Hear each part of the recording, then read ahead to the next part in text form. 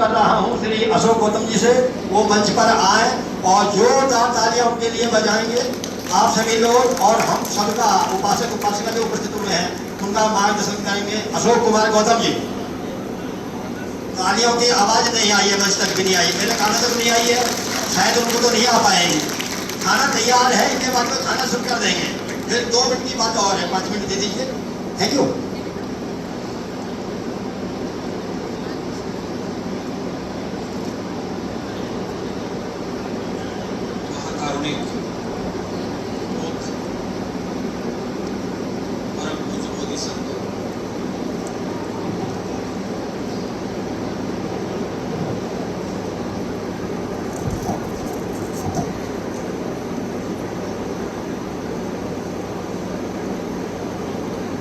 बाबा साहब doctor B are Ambedkar और इस बहुजन समाज में जन्मे समस्त महापुरुषों को सादर नमन वंदन करते हुए आज इस मंच पर मंचासीन भिक्षु संघ को सादर बंदनामी करते हुए इस सभागार प्रांगण में उपस्थित हमारे प्रबुद्ध उपासक उपासिकाओं का आज यहाँ पर अभिनंदन और स्वागत करते हुए आज का जो है कार्यक्रम त्रिविधि बुद्ध पूर्णिमा का जो आयोजन हमारे बुद्धा कल्चरल के सहयोग से आज यहाँ पर हो रहा है। आपने मुझे आज इस कार्यक्रम में शरीक होने का अवसर प्रदान किया और अवसर दिया अपनी बात को रखने का। उससे पहले हमारे बहुत सारे वक्ता और हमारे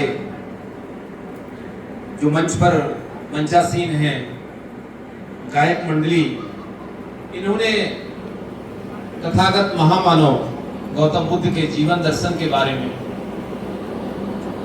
हमारे डीआईजी साहब ने जो बुद्ध और उनका धम्म में भ्रांतियां हैं उसके बारे में, और भी हमारे बहुत साथी जिन्होंने अपनी बात आकर यहाँ पर कही, विभिन्न माध्यमों से बुद्ध और उनके धम्म के बारे में अपनी बात को रखा। मैं इसी कड़ी में थोड़ा सा और आगे बढ़ के आप लोगों के बीच में अपनी बात रखना चाहता हूँ कि तथागत महामानव बुद्ध का जन्म सभी को पता है कि 563 ईसा पूर्व हुआ। 29 वर्ष की अवस्था में उन्होंने गृहत्याग किया। 6 वर्ष की कठोर साधना के बाद उन्हें बुद्धत्व प्राप्त हुआ। लेकिन जो बुद्धत्व प्राप्त हुआ, जो ज्ञान प्राप्त हुआ, वह ज्ञान था क्या? आज तक हमने जो साहित्य में पढ़ा, साहित्य वही जो हमारे बीच में रखा गया। रखने वाले कौन थे यह हम सबको पता है। तोड़ मरोड़ कर साहित्य को हमारे बीच में रखा गया और हमने उसी साहित्य को पढ़ा और उसी को अपने जेहन में उतार लिया। हमारे पास आज के परिवेश में केवल और केवल परम पूज्य बोधिसत्व बाबा साहब, जिन्हें विश्वरत्न भी हम कहते हैं, उनको सिंबल ऑफ नॉलेज की उपाधि दी गई, उनके द्वारा लिखा गया बुद्ध और उनका धम्म ही एकमात्र ऐसा ग्रंथ है जिसके आधार पर हम महामानव तथागत गौतम बुद्ध के जीवन दर्शन को समझने का कार्य कर सकते हैं। और उसी ग्रंथ को आधारभूत ग्रंथ बनाकर महामानव गौतम बुद्ध के बारे में समाज को, राष्ट्र को बताने का काम करते हैं। वह सूक्ष्म ज्ञान क्या था? सभी ने, जिसने भी बुद्धा धम्म पढ़ा है, उनको पता है कि जब सिद्धार्थ बुद्ध बने तो उनके मन में यह आशंका हुई कि जो मुझे ज्ञान प्राप्त हुआ है, क्या मैं इस ज्ञान को लोगों को बीच में प्रचारित और प्रसारित करूं? क्या इस सूक्ष्म ज्ञान को लोग समझ पाएंगे?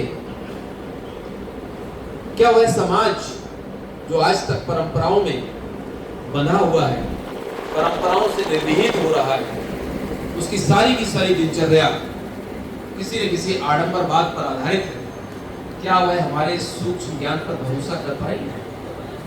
बहुत सारे प्रश्न थे जिन पर मैं पशुपेश में थे कि मैं करूं क्या। अंततः उन्होंने यह निर्णय लिया कि क्यों ना मैं अपने सूक्ष्म ज्ञान सबसे पहले अपने उस गुरु को दूं जिन्होंने मुझे, जो हमारे पहले गुरु थे अलार कलाम जी, लेकिन अलार कलाम जी और उनके दूसरे गुरु उद्धर रामपंत जी दोनों का ही परिनिर्वाण हो गया। तब उन्होंने अपने उन 5 परिव्राजक साथियों, जिन्होंने उन्हें पथ भ्रष्ट बताकर, क्योंकि जब उन्होंने सुजाता के हाथ की खीर खाई तो उन्होंने कहा कि इन्होंने तो अपना धर्म त्याग दिया, तपश्चर्या को त्याग दिया, उस तपश्चर्या को जिसमें शरीर को सुखाना और कष्ट देना आवश्यक है, और उसी कष्ट के माध्यम से ही बुद्धत्व की प्राप्ति हो सकती है। तो उन्होंने कहा कि आज मैं सम्यक संबुद्ध हो गया हूं, तो क्यों ना चलूं मैं उन्हीं अपने 5 साथियों को उस ज्ञान को दूं। और मृगयापत्तनम जो वाराणसी में है, उसमें जाकर सबसे पहले उन्होंने अपने उन 5 परिव्राजक साथियों को वह पहला उपदेश दिया, जिसको सारनाथ में हम धम्मचक्र प्रवर्तन के नाम से जानते हैं। बेसिकली बुद्धिज्म क्या है? बुद्धिज्म अपने आप को साधने की एक कला है। बुद्धिज्म क्या है?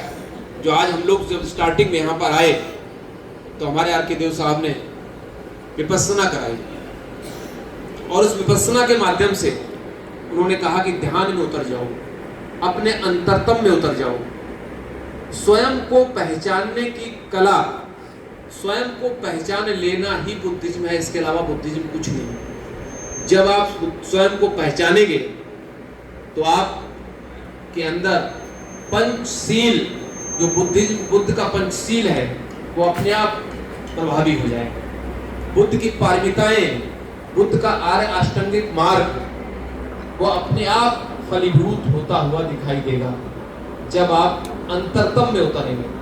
बुद्धिज्म अंतरतम में उतरने की कला मात्र है और कुछ नहीं है। आपका क्रोध, आपकी ईर्ष्या, आपका वैमनस्य, आपका मोह, आपका लालच, आपकी जितनी भी कुप्रवृत्तियां हैं, वो अपने आप आपसे दूर जाती हुई दिखाई देगी जब आप स्वयं को साधने का प्रयास करेंगे। और जिस दिन आप स्वयं को साध लेंगे, इस कला में जब आप पारंगत हो जाएंगे, तो यही कला बोधिसत्व से बुद्धत्व की ओर जाने की कला है। हमारे बहुत सारे साथियों ने यहाँ पर जितने भी उपस्थित हैं, उन्होंने हो सकता है कि धम्मपद का अध्ययन किया हो। धम्मपद का यमक वर्ग जो पहला वर्ग है, उसका पहला सूत्र ही ये कहता है कि मन जो है वही समस्त प्रवृत्तियों का कर्णधार है। मनोपबक्मा धम्मा मनो सेठा मनोमया, मन ही सब कुछ संचालित करता है। अगर आपने मन को संयमित कर लिया, अगर आपने मन को साध लिया, स्वयं को साध लिया, तो आप बुद्धिज्म के मार्ग पर अग्रसर होते हुए दिखाई देंगे। बाबा साहब ने अपना संपूर्ण जीवन स्वयं को साधने में ही व्यतीत किया, और स्वयं को साध कर ही उन्होंने भारतवर्ष के संविधान को लिखने का कार्य किया। ये बहुत प्रगाढ़ विषय है, बहुत बड़ा विषय है। अगर इसको सही से व्याख्या करने के लिए लंबा समय चाहिए।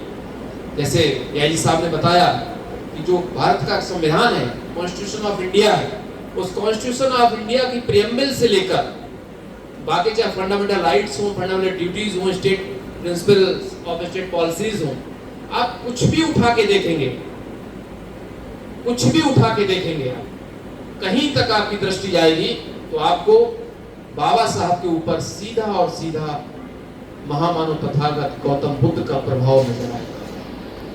पूरा का पूरा कॉन्स्टिट्यूशन प्रज्ञा आधारित है, करुणा आधारित है, मैत्री आधारित है। वरना एक ऐसा व्यक्ति जिसको समाज ने हमेशा दुत्कारा हो, समाज ने सम्मान न दिया हो, और उस व्यक्ति के हाथ में कलम हो और वो व्यक्ति स्वतंत्र हो, वो कॉन्स्टिट्यूशन लिखने के लिए, उस कानून को लिपिबद्ध करने के लिए, तो उस कानून को लिपिबद्ध करते समय उसके अंदर ईर्ष्या का भाव होना चाहिए था।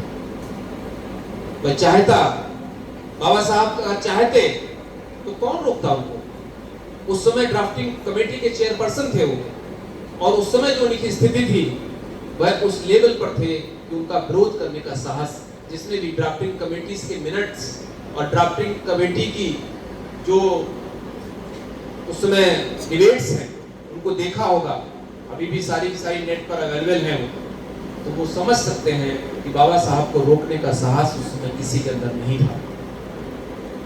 लेकिन उसके बावजूद भी क्योंकि डॉक्टर अंबेडकर बुद्धिज्म से प्रभावित थे, महामानव गौतम बुद्ध के सिद्धांतों से प्रभावित थे, इसलिए उन्होंने एक ऐसा सर्वश्रेष्ठ संविधान दिया जो आज न केवल एशिया में बल्कि विश्व का सर्वश्रेष्ठ संविधान है। कितने लोग उस परिवेश में, उस काल में स्वतंत्र हुए और उनकी आजादी का क्या हश्र हुआ, मुझे लगता किसी से छिपा नहीं है। लेकिन भारतवर्ष का संविधान, जिसकी प्रियम्बल कि हम भारत के लोग भारत को एक संपूर्ण प्रभुत्व समाजवादी धर्मनिरपेक्ष मतलब संप्रदाय बनाने के लिए, जो कॉन्स्टिट्यूशन की प्रियम्बल जो कह रही है, उस प्रियम्बल का एक एक शब्द अपने आप में इतना महत्वपूर्ण है कि उसी पर चल के पूरा का पूरा आपका कॉन्स्टिट्यूशन बेस्ड है। किसी के साथ ना कोई पक्षपात किया गया है, कहीं भी कोई विरोधाभासी तथ्य नजर नहीं आता। ये सत्य है कि डॉक्टर अंबेडकर ने बहुत सारे कॉन्स्टिट्यूशंस का अध्ययन किया जो वर्ल्ड में उस समय प्रचलित थे। उसमें चाहे यूएसए का कॉन्स्टिट्यूशन रहा हो, चाहे सोवियत रशिया का रहा हो, जर्मनी का बीमर संविधान रहा हो, आयरलैंड का संविधान रहा हो, बहुत सारे संविधान रहे जिसमें जो अच्छाइयां थी, उन अच्छाइयों को भारतवर्ष के संविधान में लेकर एक परिपूर्ण संविधान बनाया। इसके बावजूद उस मसीहा को इस समाज द्वारा किस दृष्टि से देखा गया। मंत्री जी भी चले गए हैं, उन्होंने जिक्र किया था एवला कॉन्फ्रेंस का कि 13 अक्टूबर 1935 को जब बाबा साहब ने एवला में घोषणा की कि मैं पैदा तो इस धर्म संप्रदाय में हुआ हूँ, पैदा तो हिंदू धर्म में हुआ हूँ, लेकिन मरूंगा हिंदू धर्म में नहीं। इसके पीछे की जो पीड़ा थी उनकी, वह पीड़ा किसी से छिपी नहीं है। 1917 से लेकर 1935 तक की पीड़ा और 1935 से लेकर 1956 तक की पीड़ा को अगर आप क्रमबद्ध उठाकर देखें, तब उस मसीहा ने जो 14 अक्टूबर को 1956 में जो बुद्ध और उनके धर्म को, जो बुद्धिज्म को अपनाया, वो इस पीड़ा का ही परिणाम था। तो आज हम सभी यहाँ पर महाकारुणिक तथागत बुद्ध की जन्म जयंती के अवसर पर, जिसके बारे में त्रिवेदी पावनी पूर्णिमा, वैशाख पूर्णिमा, क्योंकि इसी दिन तथागत यानी सिद्धार्थ का जन्म हुआ, इसी दिन उनको ज्ञान प्राप्त हुआ और इसी दिवस को उन्होंने महापरिनिर्वाण प्राप्त किया। महापरिनिर्वाण का शब्द भी हमारे साथी और बहुत सारी जगह बहुत लोगों के लिए प्रयोग में लाते हैं, जबकि बुद्ध के अतिरिक्त महापरिनिर्वाण का शब्द अन्य किसी व्यक्ति के समक्ष, अन्य किसी व्यक्ति के सम्मान के लिए नहीं पेश करना, क्योंकि महापरिनिर्वाण का आशय वह है जिस व्यक्ति ने अपने आप को पूर्णतया जान लिया हो, वो न केवल अरहत हुआ, न केवल बोधिसत्व हुआ, बल्कि उसने जन्म जन्मांतर की कड़ियों का भग्न कर दिया हो। उसको दोबारा इस संसार में आना नहीं है। उनके विचार ही संसार को एक मार्ग प्रशस्त करेंगे। एक संदर्भ आता है कि आनंद ने जब कहा, जब पावा में, कुशीनगर पावा में तथागत ने कहा कि मैं आज रात्रि के तीसरे प्रहर में महापरिनिर्वाण पर जाऊंगा, प्रस्थान करूंगा, तो आनंद ने कहा, जो उनके छोटे भाई थे,